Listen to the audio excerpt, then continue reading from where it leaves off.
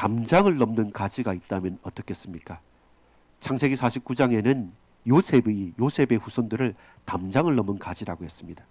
담장 안에서 우리만 잘 먹고 잘 사는 것이 아니라 담장을 넘어서 가지가 부여서 그 열매가 담장 너머로 흘러갈 수 있다는 것입니다. 그것이 장자된 축복이고 예수 믿는 그리스도인들의 증거이기도 합니다. 아버지 하나님, 아름다운 교회가 어떤 교회이겠습니까? 우리가 아름다운 성도로 어떻게 쓰임 받겠습니까? 자신의 욕망과 자기의 성공만을 위해서 아둥바둥 살아가는 것이 아니라 나보다 남을 더 낮게 여기고 위하여 생을 드리는 그 그리스도의 증거를 붙들고 가는 그리스도의 제자로 살아갈 때 과연 부족하고 남음이 없는 것이 아니라 풍성하고 열매 맺는 그 사실을 우리가 초대교회를 보면서 배우게 하고, 또한 우리 또한 이 응답과 은혜를 가지고 살아갈 수 있는 기쁨이 있고 감사가 있는 나눔이 있는 아름다운 교회, 아름다운 성도로 쓰임받게 하옵소서. 믿고 감사를 드립니다. 예수 그리스도 이름으로 간절히 기도 올리옵나이다. 아멘.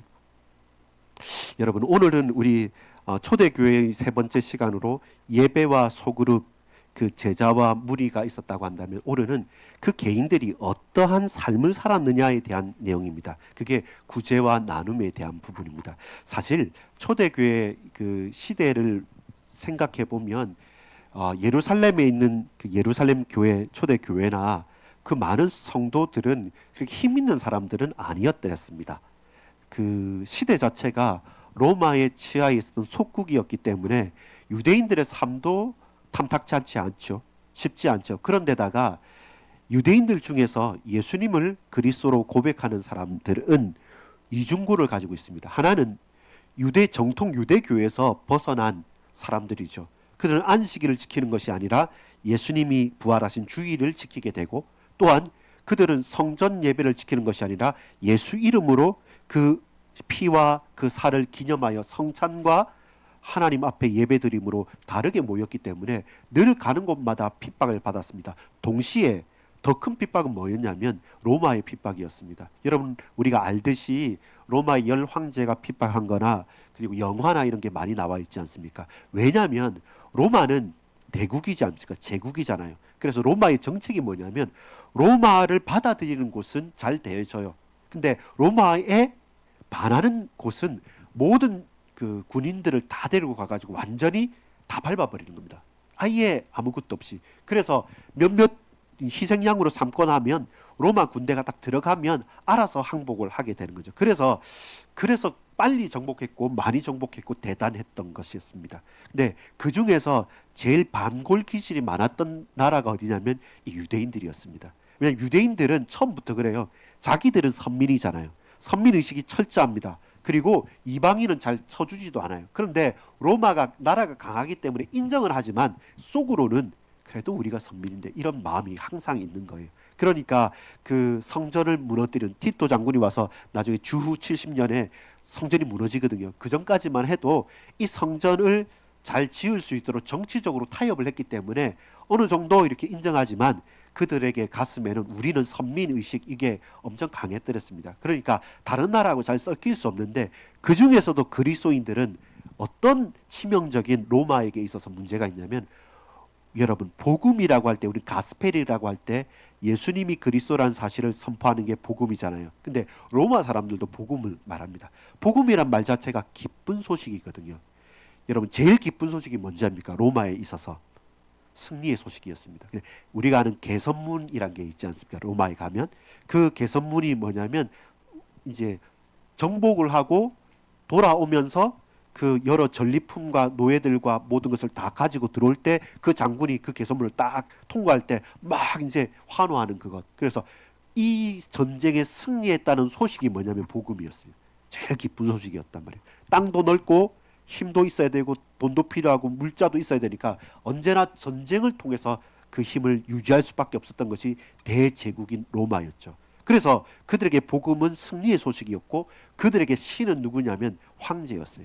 로마 황제는 신의 아들, 그리고 신과 같은 급, 그렇기 때문에 그 황제 앞에 숭배를 했어요. 경배를 했고, 그래서 우리가 알듯이 막 큰 신상들을 막 섬기지 않습니까? 그래서 이게 이방 신상뿐만 아니라 사람의 모양을 이렇게 조각하기도 했던 겁니다. 그만큼 우리가 로마에 가보시고 하면 그런 많이 있거든요. 그렇기 때문에 유대인들 그리고 또 기독교인들하고 제일 맞지 않는 게, 예수 믿는 사람들은 누구를 주라고 말합니까? 로마 황제한테 주라고 하고 황제한테 절하라고, 황제를 섬기라니까 거부를 하는 겁니다. 우리는 다른 황제가 있다, 다른 신이 있다, 다른 하나님이 있다. 로마가 말합니다. 맞다. 우리 로마니까 다 신교 다 인정하니까 로마 황제도 신으로 섬기고 너희 것도 같이 신으로 섬겨. 그렇게 하면 돼. 근데 예수 믿는 사람들한테는 오직 예수거든요. 우리에게 유일한 왕, 유일한 신, 유일한 분은 예수밖에 없고, 다른 사람은 대단한 사람이니까 존경은 할 수 있고 그 법도 지키고 세금도 내지만, 그러나 사람을, 황제를 신으로 섬길 수 없다. 그건 우상 숭배다. 이렇게 하니까 이 로마하고는 철천지 원수가 되는 것이죠. 그러니까 갈등이 일어나는 거죠. 그래서 여러분 카타콤이라고 압니까? 이 사람들이 사자굴이나 또 콜로세움에서 막 검투사들한테 노예처럼 이렇게 순교를 당하고 하니까, 태어나면서부터 걸리면 죽으니까 법적으로 보장을 받지 못하니까 지하 묘지에서 사는 겁니다. 우리는 땅을 파서 이렇게 흙이 있지 않습니까? 로마 같은 그 지역 자체는 땅을 팔면 안 무너져요. 그러니까 동굴 자체를 파간단 말입니다. 그렇게 사람들한테 눈에 잡히면 죽으니까 거기에서 이렇게 익투스, 이렇게 물고기 표시해 놓은 자입니까? 주 예수 우리의 구제, 이렇게 표시를 해놓으면서 햇빛이 들지 않는 로마의 묘지에서 평생을 살다가 거기서 죽는 사람들이 생기는 거죠. 왜? 신앙 하나, 예수님이 나의 왕이시다, 나의 황제요, 나의 신이고 나의 구제주시다, 나의 주인은 주님밖에 없다는 이 고백이 유대인들의 핍박과 로마의 핍박이 함께 왔기 때문에 그들에게는 쉽지 않았던 것이죠. 과연 그들에게 무슨 구제할 게 있고 나눌 게 있고 힘이 있고 뭐가 있겠습니까? 그런데 그럼에도 불구하고 그들에게 있었던 능력이 뭐고 은혜가 뭐였냐면, 오늘 사도행전 9장에 읽었던 욥바의 다비다라고 하는 사람입니다. 여러분, 건물이 힘이 아닙니다. 그리고 제도가 능력이 아닙니다. 국교가 된다고 해서 우리나라가 다 좋아질까요? 그렇지 않습니다. 중요한 것은 뭐냐면 사람입니다. 하나님께 사로잡힌 하나님의 사람, 그 한 사람. 그 한 사람이 욥바라는 지역에 별것 아니었습니다. 그러나 전문성은 있었어요. 처음에는 별것 아닌 것처럼 느껴지지만 평생토록 뭐 했냐면 바느질을 한 겁니다. 근데 바느질을 잘했어요. 아주 잘했기 때문에 여러분, 우리가 전문성을 갖는 건 딴 거 아닙니다. 계속하는 겁니다. 또 하고 또 하고 계속해도 지루함 없이 계속하고 평생하고 많이 하면 거기에 대한 전문성과 노하우가 생기는 겁니다. 청소도, 바느질도, 요리도, 내 삶에 주어진 모든 일도 사실 그렇습니다. 이 욥바의 다비다라는 사람이 번역하면 도르가라는 사람이거든요. 이 도르가라는 이름 뜻이 뭐냐면 암사슴이라는 거예요. 말 그대로 암사슴 어떻습니까? 품어주는 거거든요. 이 사람들 품어준 거예요. 그 중에서 누굴 품어줬냐면 과부들과 아이들.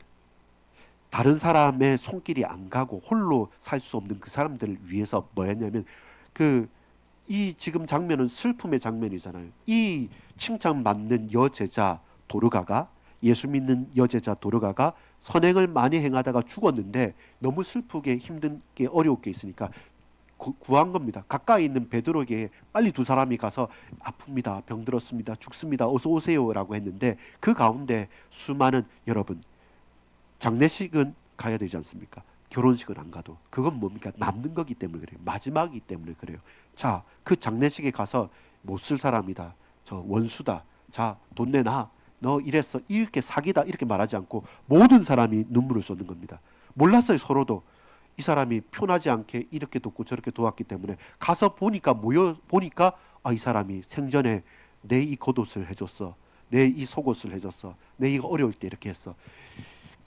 여러분, 막신 고리키의 소설에 1900년 1800년대 후반 때만 해도 러시아 소설을 보면 그게 나와요. 외투라는 소설이 있어요. 외투라는 소설을 읽어보면 그 뭐냐면, 한 사람의 관원이, 러시아의 관원이, 하북 관원이 좋은 외투를 하나를 지어 입는 겁니다.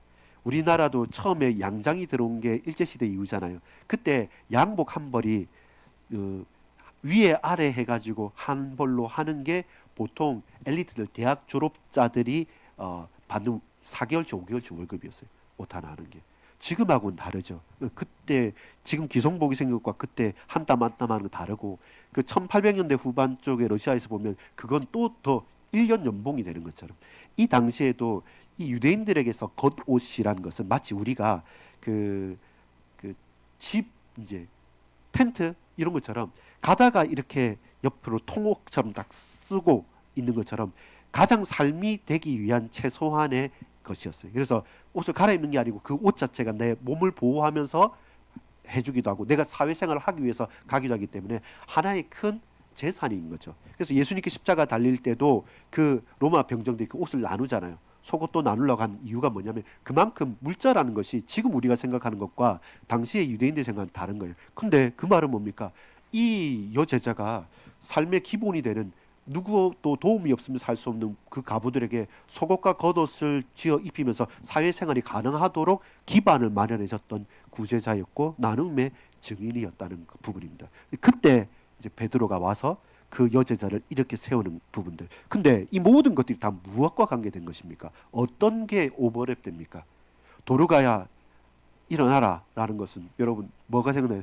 나사로야 나와라 라는 것처럼 예수님이 하신 그 것대로 그대로 제자들도 하고, 예수님이 하신 그 사역들을 그 제자와 그 제자들이 또 하고, 도르가 그리고 또 이 여제자 다비다도 그의 일평생을 놓고 병들었음에도 불구하고 자기가 할 수 있는 것을 나누었던 것처럼 예수님 하셨던 그 모든 것들을 그 초대교회가 했다는 겁니다. 문제는 여러분, 돈이 있어서 능력이 좋아서 힘이 있어서 봉사하고 나누고 후원하고 여러분 하는 것이 아니라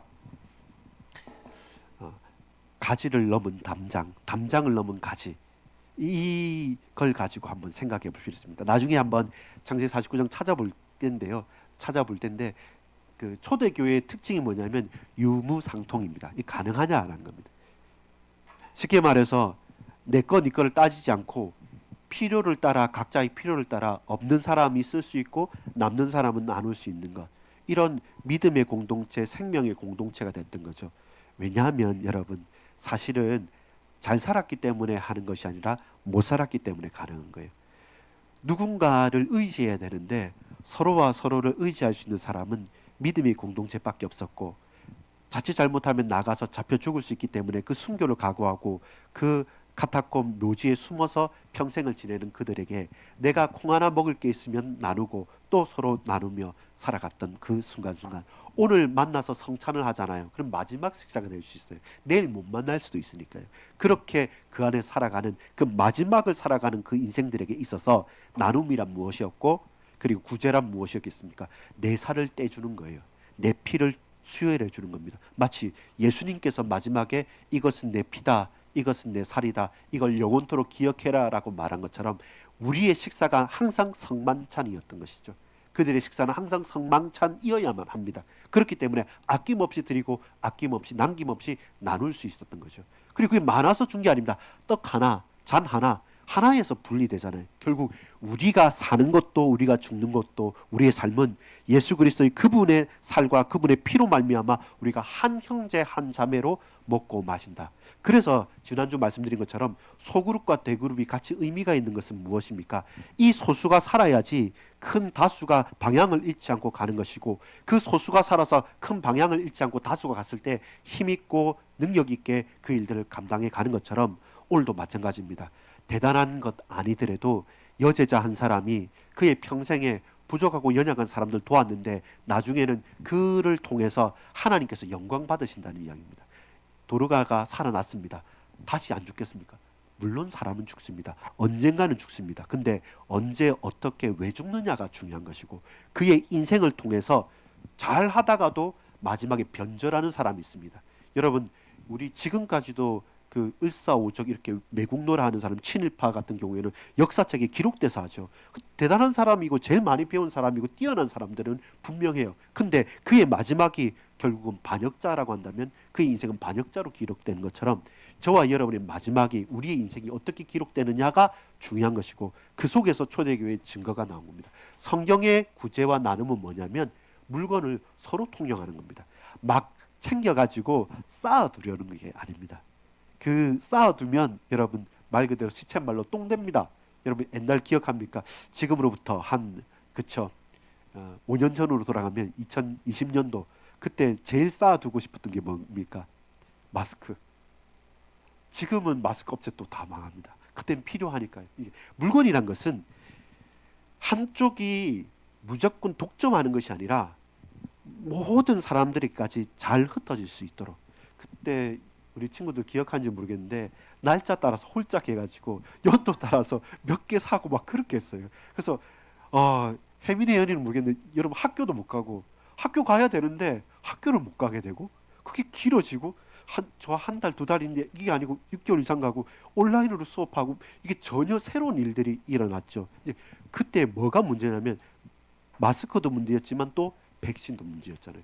돈 많은 나라는 백신 많고 적은 나라는 없고 결국 통용되는 건 물건이란 것은 필요한 것에 적절하게 각자의 필요를 따라서 나누고 통용되어야 되는데 이게 한쪽으로 쏠려지고 통하지 않으면 결국 우리 몸도 동맥경화란 게 뭐예요? 피가 한 군데서 안 흐르다가 그게 터져버리면 그건 뇌출혈이 되기도 하고 그거는 심각한 사람의 생명이 왔다 갔다 하는 문제가 되는 것처럼 성경적인 나눔이란 것은 살리는 겁니다. 사는 겁니다. 내가 살고 함께 살기 위해서는 필요에 따라서 나누고 흘려보낼 수 있는 것이 무엇보다 필요하고 예수님께서 제일 잘한 게 그것이고 우리에게 가장 초대교회가 잘 보여줬던 것이 바로 이 나눔과 구제였습니다. 결국 그것이 어떤 결과로 나타납니까? 예루살렘 교회에 큰 칭찬과 복이 되는 겁니다. 개인 도르가의 사도행전 9장의 칭찬도 있지만 많은 사람들이 로마의 핍박과 유대교의 핍박이 있었음에도 불구하고 3,000명, 5,000명씩 돌아왔던 이유는 단순하게 그들이 오병이어의 기적처럼 먹고 배부른 가락에 돌아온 사람도 있지만 부활 이후에 예수님의 부활 이후에는 정말로 저분이 성경에 약속하신 메시아가 맞구나라는 것을 느끼고 체험하고 고백하고 순수하게 믿음의 고백으로서 그들은 돌아오게 되고 날마다 칭찬받는 자들을 칭찬 듣기 때문에 그 칭찬을 가지고 돌아오는 사람들이 많아요. 내가 다른 건 몰라도 정말로 교회 가는 것은 저 교회는 참 교회구나라고 하는 믿음과 고백 가운데 그들이 핸디캡 로마와 유대교의 핍박을 받을 줄 알고도 내 생명을 걸고 평생 햇빛을 보지 못한 이 카타콤 지하 묘지 속에 사는 한이 있더라도 나는 그것을 선택하겠노라 라고 하는 고백 가운데 갔던 것이죠. 그것이 기쁨입니다. 그것이 나눔이고 그것이 감사가 되는 것이죠. 여러분 이 가운데 우리 결론적인 부분을 보면서 이렇게 보겠습니다. 자, 욥바 얘기를 했기 때문에 창세기 49장을 한번 찾아볼까요? 한번 찾아보겠습니다.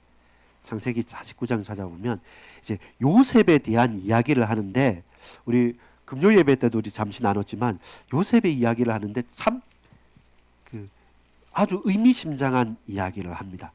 창세기 49장 22절 먼저 한번 보겠습니다. 요셉을 어떻게 표현하냐면 같이 읽겠습니다. 창세기 49장 22절 먼저 볼게요. 시작. 요셉은 무성한 가지 곧 샘 곁에 무성한 가지라. 그 가지가 담을 넘었도다.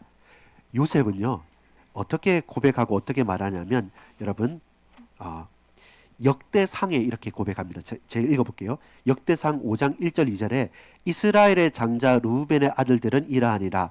르우벤은 장자라도 그의 아버지의 침상을 더럽혔으므로 장자의 명분이 이스라엘의 아들 요셉의 자손에게로 돌아가서 족보의 장자의 명부대로 기록되지 못하였느니라. 유다는 형제보다 뛰어나고 주권자가 유다에게 났으나 장자의 명분은 요셉에게 있느니라. 여러분 유다는요 넷째 아들이거든요. 첫째 아는 르우벤이었어요. 그럼 장자는 르우벤이 돼야 되잖아요. 근데 장자권이 첫째에서 둘째, 셋째 레위까지 넘어가서 넷째 유다에게 갔어요. 근데 성경은 뭐라냐면 그 장자의 명분대로는 기록되지 못했고 요셉은 못했지만 그러나 요셉의 자손에게 돌아간 것. 2배의 축복이 간 거죠. 그래서 영적인 장자권을 요셉에게 줬어요. 그러면 요셉은 뭡니까? 담장을 넘은 가지가 된 거예요. 장자는 뭐냐면 재산을 2배로 받습니다. 근데 장자가 되니까 재산 2배 받아 좋다라는 것이 아니라 영적인 장자권의 축복과 이유는 뭐냐면 2배의 복을 받아서 나머지 11명의 지파가 후손들 있잖아요. 그들을 보호하라는 책임이 있는 것이죠. 왜 2배를 주냐면 네가 힘을 얻고 은혜를 받고 능력을 얻어서 이 나머지 있는 모든 네 형제들, 네 자매들을 끝까지 책임지라. 그래서 내가 너에게 2배의 축복을 준다. 그 말은 위임을 한다는 것입니다. 마찬가지입니다. 여러분, 세상에 재벌 많잖아요. 힘 있는 사람, 능력 있는 사람 많잖아요. 근데 왜 교회가 희망이고 답이 되어야 하냐면, 왜 저와 여러분이 그리스도인으로서 우리가 복의 근원이 되어야 하냐면, 사장님도 있고요, 우리 고용자도 있고 다 있습니다. 근데 이상하게 요셉, 이상하게 요셉이 그 보디발 집에 있을 때 보디발을 위해서가 아니라 요셉 때문에 보디발 집에 복이 임했던 것처럼, 비록 저 이집트 애굽은 그 우상 숭배하는 바로 왕이 다스리는 곳이지 않습니까? 근데 그곳에 요셉을 보내셔서 애굽 이집트의 총리가 되게 하신 것은 2배의 축복을 줘서 그 개인과 가정뿐만 아니라 네 형제 자매와 수많은 사람들을 섬기고 그들에게 복이 되어지는 그 좋은 그 대언자들, 그리고 그 무한 책임을 가질 수 있도록, 살려내는 무한 책임을 가질 수 있도록. 그래서 형들이 두려워했을 때, 형들이여 두려워하지 말고 한탄하지 말고 겁내지 마십시오. 하나님께서 생명을 보존하기 위해서 나를 당신들 앞서 보낸 겁니다. 당신들이 나를 판 게 아닙니다. 해석이 달라지는 것이죠. 그것이 담장을 넘은 가지입니다. 가지가 이 담장 안에만 있으면 거기서 그 과실만 따먹을 수 있잖아요. 근데 담장을 넘어가서 그 가지 열매가 담장 밖까지 있으면 다른 사람까지 얻을 수 있는 거예요. 우리에게 있는 축복은 그겁니다. 우리가 최고로 성공해서 최고로 올라가는 것이 아니라, 우리는 우리 가정과 가문의 담장을 넘어서 혹시라도 부족한 사람, 혹시라도 연약한 사람을 도울 수 있는 풍성한 열매 맺는 개인, 우리의 가정과 가문이 되게 하소서. 우리 교회가, 여러분 다 할 수 있습니다. 그러나 우리 교회가 예배로 부응하고 거룩한 성도가 되고 현장을 살리는 우리 반석교회가 할 수만 있다면 청년들도 도우고 또 연약한 심령들도 도우고 불신자들뿐만 아니라 노숙인들뿐만 아닙니다. 우리가 계획하고 우리가 계산하고 따지고 하는 것이 아니라 흘려보낼 수 있을 만큼 또 흘려보내고 또 흘려보내고 또 흘려보내는 것, 그건 담장을 넘은 가지입니다. 영적인 장자권을 가진 우리에게 주어진 근원적인 축복입니다. 왜 그렇습니까? 한번 생각해 봐야 돼요. 내게 남음이 있다, 내게 힘이 있다, 내게 뭔가라도 달란트가 있다. 이건 나 자신만을 위해서가 아니라 나를 통해서 하나님께서 담장 넘어 있는 저 사람과 저 현장과 저곳에 하나님 계획이 있다는 사실을 안다면 여러분 더 풍성해지는 거죠. 놀라운 것은요, 안 쓰면 안 쓰고 아끼면 아낄수록 퇴화됩니다. 근데 또 쓰고 또 쓰고 또 하고 또 하고 하면, 이 욥바에 살던 다비다가 바느질 계속하면서 평생 그걸 가지고 많은 사람을 도왔던 것처럼, 우리에게 주어진 그 작은 달란트지만 하나님께서 그걸 쓰시면 어떻게 됩니까? 바뀌어지는 것이죠. 거기에 우리의 이유가 있는 것입니다. 여러분, 영적인 장자의 축복 누리십시오. 나의 지금 현재의 형편에 머무르지 마시고, 나는 담장을 넘은 가지가 되어서 그 담장 넘어 열매를 맺어서 이 안뿐만 아니라 저 밖에 있는 심령들까지 구원할 수 있는 증거를 나에게 주옵소서. 그것이 내가, 우리 교회가 우리 평생에 붙잡아야 될 사명이고 미션이 되는 것이죠. 여러분, 그렇게 큰 축복의 증인들 되시기를 간절히 소망합니다. 그렇다면 돌아와 봅시다. 이제 증거를 얻게 되죠. 욥바의 여제자라고 표현합니다. 사실 여자는, 아이는 이때는 카운트, 사람 숫자를 세지 않았어요. 근데 사람들이 다비다라는 이름, 번역하여 도르가라는 이름을 모두 다 기억하는 이유는 그 사람이 영향력이 있기 때문에 그렇습니다. 그리고 그 사람은 예수 그리스도를 따르는 제자라는 것을 다른 사람이 다 알았어요. 다 알면서도 사람들이 함부로 할 수 없었던 이유는 뭡니까? 다 그때 당시에 핍박받고 카타콤 순교하고 해야 되는데, 이 사람은 그 지역에 유지처럼 영향력 있게 있었던 것은 그 사람에게 주어진 능력과 그 사람이 했던 사역들 때문에 불신자와 수많은 사람들이 쉽게 무시할 수 없는, 저 사람은 예수 믿는 사람이고 주님을 따르는 제자다, 그리고 대단한 사람이란 것을 인정하고 그가 했던 모든 전문성과 그 사역에 인정을 받았다는 겁니다. 그게 나눔과 기쁨의 증거입니다. 우리가 나눌 때 부담스러운 게 아니라 기쁨이 있는 겁니다. 그 기쁨이 우리에게 증거가 되고 힘이 되어지는 것이고, 답이다, 그의 삶, 그의 섬기란 것이 결정적인 시기 때 드러나는 겁니다.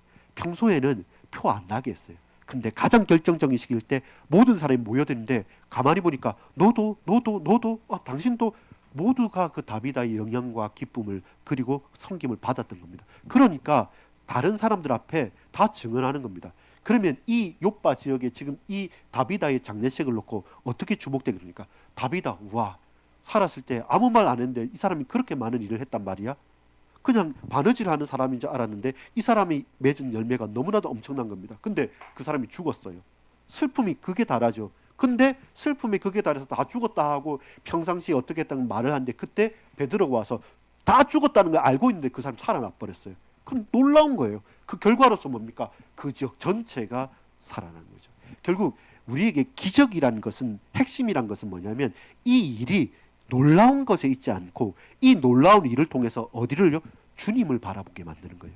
예수님을 믿게 만드는 겁니다. 예수 그리스도만 고백하게 만드는 겁니다. 처음에는 다비다에게 주목됐는데 그 다비다가 죽었는데 그 다비다를 살린 이름이 누구냐? 베드로냐? 아니, 베드로가 말한 주 예수 그리스도 이름으로 일어나 걸어라. 그 전에 알고 보니까 나사로도 그렇게 했는데 이제 예수님이 아닌 예수님의 제자인 베드로가 예수 이름으로 말하니까 그 다비다도, 죽었던 다비다도 살아났구나. 그래서 욥바 지역에 완전한 변화가 일어나는 것이죠. 이것이 우리가 주목해야 될 것입니다. 나눔 구제 좋습니다. 그러나 그것이 우리 교회나 개인의 이름을 내고 정치인들처럼 사진 찍는 것이 아니라 이 일을 통해서 주님이 어떻게 영광 받으시고 어떻게 생명의 열매를 맺을까, 여기에 집중할 수 있는 저와 여러분 되기를 소망합니다. 여러분, 주의할 점 딱 하나. 이 사도행전 9장에 있는 일인데 그 전에 하나의 실수가 있었어요.